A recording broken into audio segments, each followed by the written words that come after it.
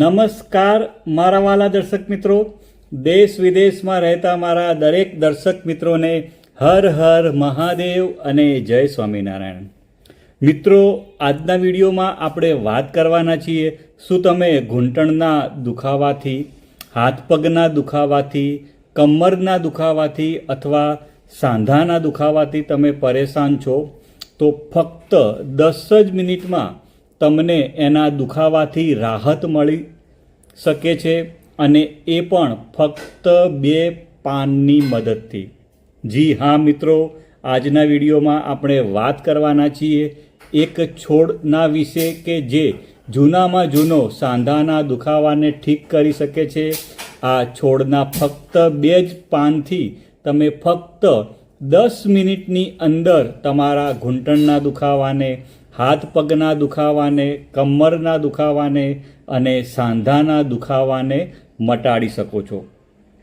આજે આપણે વાત કરીશું એક એવા છોડ વિશે જેનું નામ છે આકડો, અને એનું વૈજ્ઞાનિક નામ છે કેલોટ્રોપિસ પ્રોસેરા.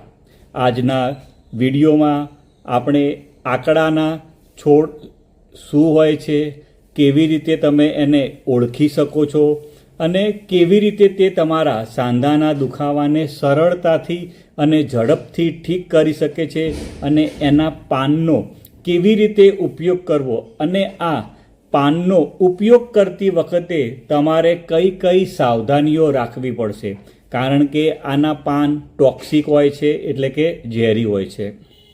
મિત્રો, આકડાનો છોડ આયુર્વેદમાં અર્કાના નામથી પણ ઓળખાય છે, અને વર્ષોથી એનો આયુર્વેદિક ઔષધિ તરીકે ઉપયોગ થઈ રહ્યો છે, કે જે આપણે બહારથી એનો ઉપયોગ કરવાનો છે, આપણે એનો એક્સટર્નલી એનો ઉપયોગ કરવાનો છે, અને જે પેઇન રિલીવિંગ પ્રોપર્ટી માટે ખૂબ જ જાણીતું છે.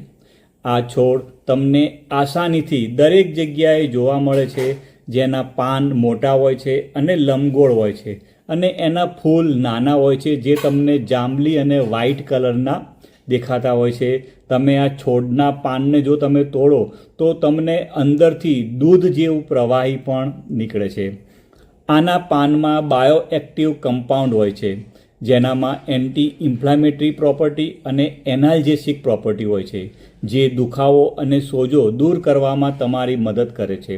ખાસ કરીને આકડાના પાનમાંથી મળવાવાળા 2 કમ્પાઉન્ડ જેવા કે કેલોટ્રોપિન અને કેલોટ્રોપિન પેજેનિન, કે જે આપણા શરીરમાં ઇન્ફ્લામેશનને ઓછું કરવાનું કામ કરે છે અને પેઇન સિગ્નલને બ્લોક કરીને તમારા દુખાવાને અને સોજાને ઓછું કરવામાં તમારી મદદ કરે છે.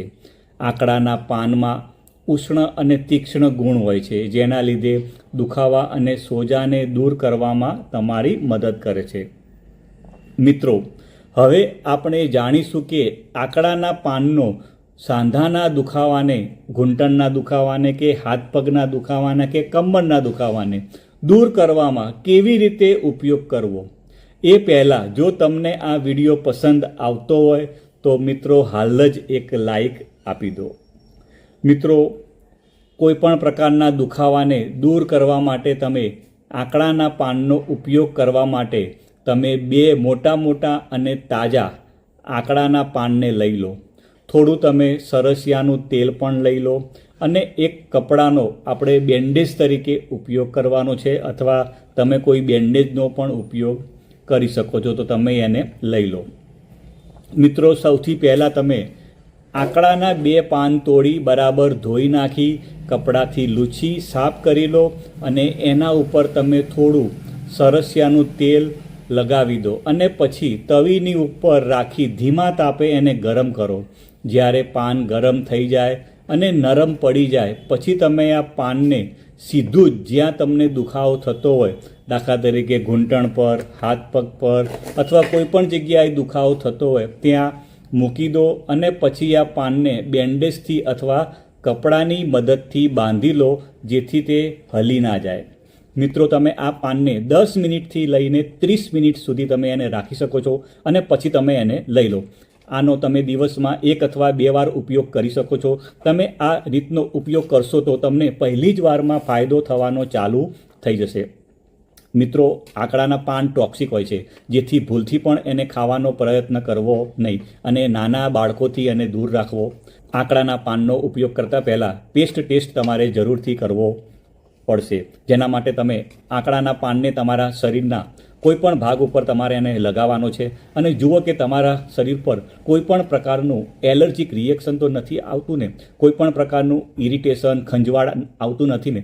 જો એવું આવે તો તમારે પછી આ પાનનો ઉપયોગ કરવાનો નથી અને આ પાનને તમારે આંખો અને મોઢાના ભાગથી એને દૂર રાખવાના છે તથા તમારા શરીર ઉપર કોઈ પણ ખુલ્લો ઘા હોય તો પણ એ ખુલ્લા ઘાથી તમારે પાનને દૂર રાખવાના છે. મિત્રો, મને વિશ્વાસ છે કે આ વિડીયોના માધ્યમથી તમે કંઈક નવું શીખ્યા હશો અને જો તમને મારો વિડીયો સારો લાગ્યો હોય તો લાઈક કરવાનું ભૂલતા નહીં. આવજો મિત્રો, બાય બાય, આવજો.